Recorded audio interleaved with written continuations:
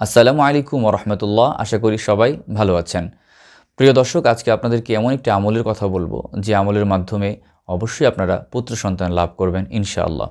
অনেক প্রিয় ভাই আছেন, বোনেরা আছেন যারা আমাদেরকে প্রশ্ন করেন যে এমন কোন আমল আছে কিনা যে আমলের মাধ্যমে পুত্র সন্তান লাভ করা যায়।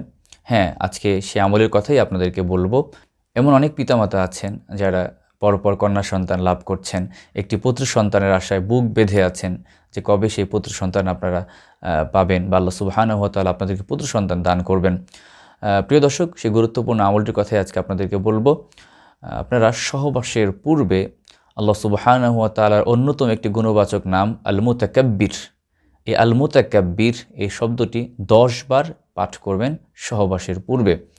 এরপর আপনারা সহবাসের যে দোয়াটি রয়েছে, বিসমিল্লাহি আল্লাহুম্মা জান্নিবিনাশ শাইতানা ওয়া জান্নিবিশ শাইতানা মা রাযাকতানা, এই দোয়াটি পড়বেন।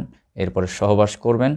এভাবে যদি আমলটি আপনারা কয়েকদিন করতে পারেন, তাহলে আশা করা যায় আল্লাহ সুবহানাহু ওয়া তাআলা এই আমলের মাধ্যমে আপনাদেরকে পুত্র সন্তান দান করবেন ইনশাআল্লাহ। দোয়াটি আমি আবারও বলছি, আল মুতাকাব্বির, এটি 10 বার পাঠ করবেন সহবাসের পূর্বে। এরপরে সহবাসের দোয়া পড়বেন, বিসমিল্লাহি আল্লাহুম্মা জান্নিবিনাশ শাইতানা ওয়া জান্নিবিশ শাইতানা মা রাযাকতানা। এই আমলটি আপনারা করতে পারেন।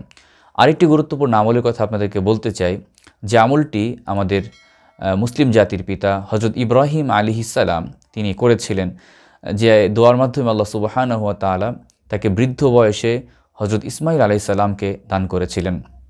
আল্লাহ সুবহানাহু ওয়া তাআলা সেই গুরুত্বপূর্ণ দোয়াটি কোরআনুল কারীম আমাদের জন্য শিখিয়ে দিয়েছেন। ইব্রাহিম আলাইহিস সালাম তিনি বলেছিলেন, রব্বি হাবলি মিনাস সালিহিন।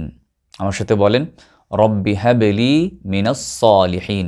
তিনি বলেছিলেন, হে আল্লাহ, আপনি আমাকে নেককার পুত্র সন্তান দান করুন।